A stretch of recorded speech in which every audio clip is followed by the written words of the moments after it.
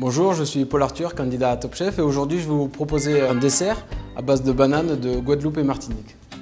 Donc j'ai décidé de réinterpréter la tarte tatin parce que c'était un plat que ma mamie me faisait souvent et comme la banane c'est un produit que j'affectionne particulièrement, voilà, j'ai voulu faire un petit clin d'œil à ma mamie.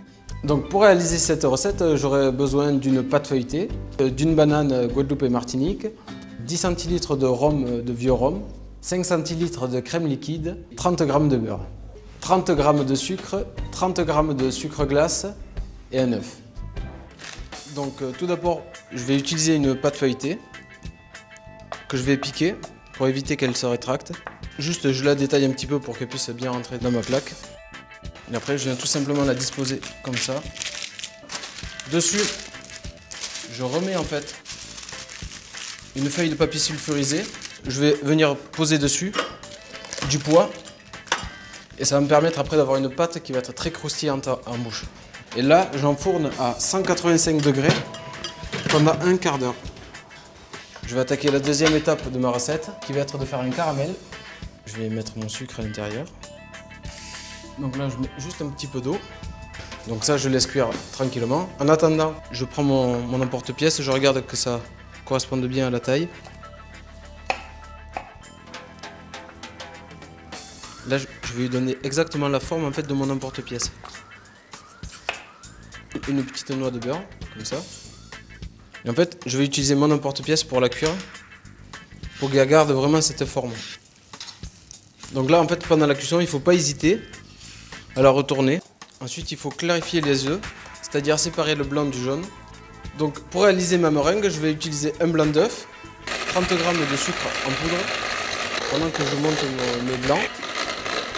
Le caramel est en train de monter assez haute température. Alors là, je retire du feu et pour stopper la cuisson, je viens incorporer un petit peu de crème liquide. Ensuite, je viens mettre mon beurre à l'intérieur. Là, je mets un peu de vieux rhum ambré. Là, le caramel est terminé. Moi, je vais le mettre dans la pipette et après, je vais le mettre au frais pour qu'il se durcisse un petit peu. Donc là, je vais terminer ma meringue. Donc j'incorpore mon sucre glace au fur et à mesure, en plusieurs fois. Donc ça, c'est important en fait de le faire une fois que les blancs sont montés. Voilà, il faut bien remuer jusqu'à ce que ce soit bien lisse et qu'il n'y ait pas de grumeaux à l'intérieur. Et après, quand on fasse comme ça, voilà, ça fasse un peu un beau bec. Voilà. Donc là, ce qu'il faut faire, c'est la mettre dans une poche à douille. Donc voilà, donc là on met tout l'appareil à l'intérieur de la poche. Là, je vais faire une toute petite incision. Voilà, là elle est bien caramélisée. Donc là je vais pouvoir le retirer. Avec la pointe du couteau, je viens de décoller les bords. Donc là voilà, elle est bien cuite, elle a une belle couleur bien dorée. Donc à l'aide d'un couteau scie, je viens détailler ma pâte. Je pose dessus ma banane pour donner un peu la même forme. Tous les éléments de la recette sont prêts, donc là on va passer en fait à l'étape du dressage. Donc il ne reste plus qu'à venir disposer ma petite tatin. Donc là,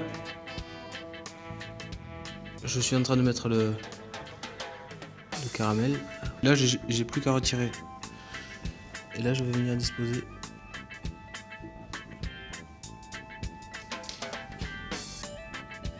Moi, mon petit truc, c'est que j'aime bien utiliser un peu de feuilles d'or si vous faites, par exemple, pour un anniversaire ou...